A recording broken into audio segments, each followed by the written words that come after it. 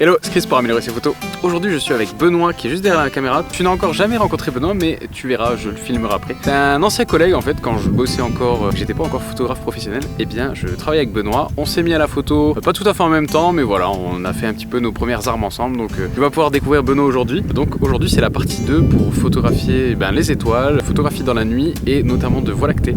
Alors comme il y a quelques nuages, on va peut-être faire un timelapse ou des photos, je sais pas encore, donc on verra bien ça sur place.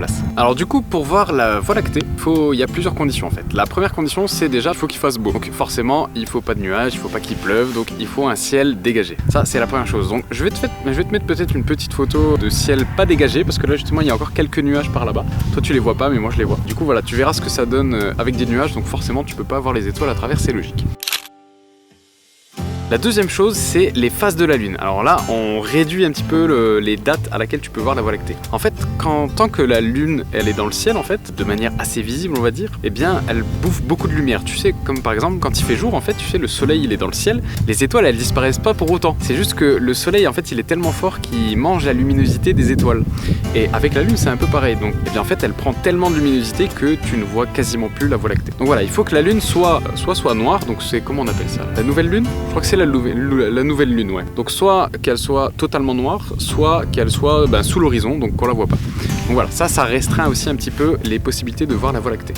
En fait, j'ai tourné cette vidéo, c'était à la base pas du tout prévu, c'est juste que voilà, je suis passé sur Nancy pour voir Benoît. Et en fait, le temps qu'il y avait ce jour-là, il se prêtait bien à la photographie de nuit, d'étoiles et de Voie lactée. Du coup, on s'est dit pourquoi pas tourner une petite vidéo ensemble, étant donné que voilà, je t'avais promis l'épisode 2 sur la Voie lactée. Et du coup, j'ai pas préparé la vidéo comme j'ai l'habitude de le faire, donc voilà, j'ai dit un petit peu ce qui me passait par la tête sur le moment. Bon, effectivement, tous les conseils que je vais te donner restent toujours valables. C'est juste que j'ai pensé à te dire quoi. Donc quoi, c'est qu'il faut pas qu'il y ait de nuages, donc qu'il fasse beau, que le ciel soit dégagé, qu'il ne faut pas que la lune soit visible dans le ciel et ce genre de choses, mais j'ai pas pensé à te dire comment. Par exemple, comment savoir si la lune elle est dans le ciel ou elle est pas dans le ciel, ou est-ce que c'est la nouvelle lune. Et donc ça, je vais le faire maintenant. Et bien pour savoir si c'est la nouvelle lune, bon déjà tu peux te référer si tu veux à ton calendrier, mais tu peux faire comme moi j'ai téléchargé pour iPhone l'application qui s'appelle Starwalk 2. Alors pour Android, je sais pas si ça existe, mais en tout cas je sais qu'il y a plein d'équivalents gratuits ou payants. Alors celle-là elle est payante, mais elle est vraiment pas chère et elle est surtout super bien et elle me sert à plein d'autres choses aussi. Mais voilà, avec cette application tu peux dire par exemple où tu habites et tu peux regarder par exemple la lune. Donc tu tapes lune et l'application va te mettre sur la lune et tu vas pouvoir voir à l'heure et à la date que tu veux. Donc par exemple si je sais pas, si on est par exemple le 23 juillet et que tu lui dis tiens montre-moi la position de la lune à minuit 40, et bien il va te montrer si la lune elle est au-dessus de l'horizon ou en dessous. Alors si elle est en dessous, c'est parfait pour toi. Si elle est au-dessus, c'est bien si seulement si elle est noire, ou alors à la limite si elle ne brille pas trop. Voilà, donc utilise une application équivalente à Starwalk. Moi j'ai Starwalk 2, voilà. Donc toi tu peux utiliser l'application que tu veux. Ça te permettra de répondre à cette problématique.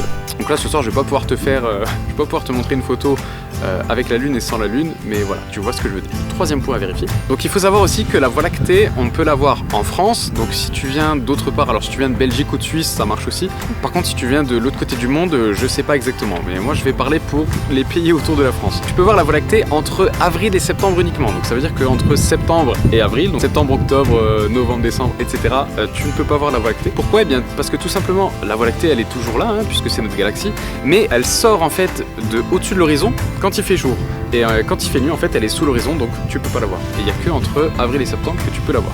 Et donc en avril elle est plutôt dehors en fin de nuit. Donc en avril tu vas pouvoir la voir à partir de 3h30 du matin jusqu'à ce qu'il fasse jour. Et après juillet, août ce sera plutôt aux alentours comme là entre minuit et 2h qu'elle sera au top. Et en septembre ce sera plutôt en début de nuit, donc à partir de 22-23h. Et le quatrième et dernier point, eh bien c'est la pollution lumineuse.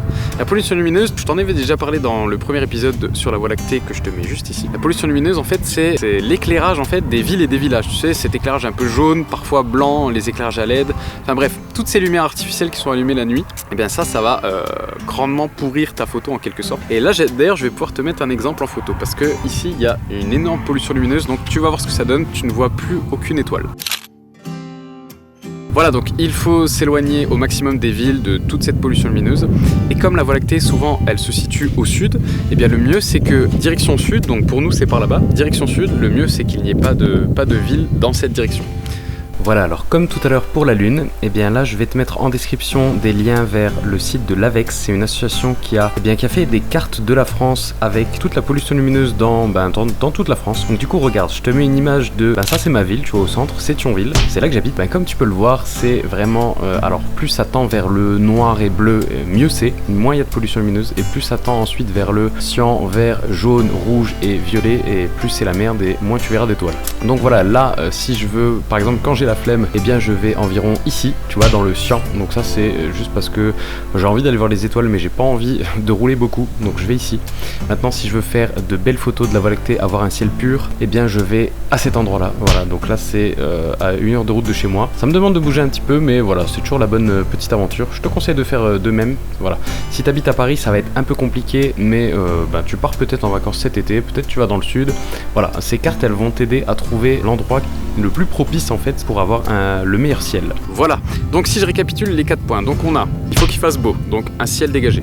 Il faut que la face de la lune soit bonne. Il faut qu'on soit entre avril et septembre. Et en 4, il faut pas de pollution lumineuse. Voilà, donc maintenant, Benoît et moi, on va faire des photos, peut-être faire un timelapse, je sais pas. Enfin bref, suis-nous, c'est parti. Voici notre ami Benoît. Salut Benoît. Et donc maintenant, maintenant on va... tu vas en tout cas. Alors là, tu utilises un 14 mm. Bon, on va essayer de pas perdre toute l'audience en noyant de termes techniques, mais tu utilises un 14 mm, donc en gros un ultra grand angle. Voilà, ultra grand angle, donc va te permettre de capturer une scène hyper large et du coup d'aller chercher la Voie lactée quasiment dans son intégralité. Peut-être pas jusque derrière, mais d'avoir une grande bande en tout cas. Bon alors là, il y a toujours l'appareil de Benoît qui est en train de tourner. Ça fait combien de temps là qu'on est en train de faire ça? Oula, un peu plus d'1 heure. Bon voilà, Benoît du coup il fait un timelapse de plus d'1 heure déjà, donc j'espère que tu verras ça en vidéo, tu verras, ça risque d'être super cool, voir la Voie lactée comme ça bouger et tout.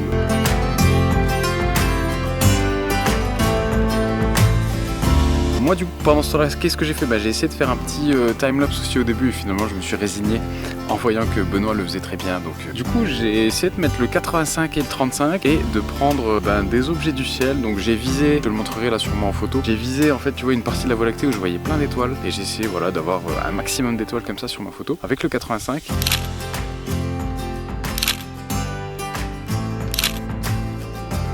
Et on a vu aussi un espèce d'amas d'étoiles dans le coin là-bas, donc j'ai essayé de le viser avec le 85, j'ai pris quelques photos, donc je te le montrerai aussi. Et je sais aussi que dans le ciel on peut voir, alors c'est la galaxie la plus proche de nous, c'est la galaxie d'Andromède. Je l'avais déjà vue un petit peu à l'œil nu quand j'étais au Canada. Là j'arrivais pas à la trouver, donc je l'ai cherchée au 85, tu vois, je prenais des photos rapides. Et à un moment en regardant le live view en fait, en regardant l'écran, j'ai vu la trace en fait de la Voie lactée, mais non, de la galaxie d'Andromède. Et donc j'ai fait quelques photos de la galaxie, donc voilà, je te montrerai aussi.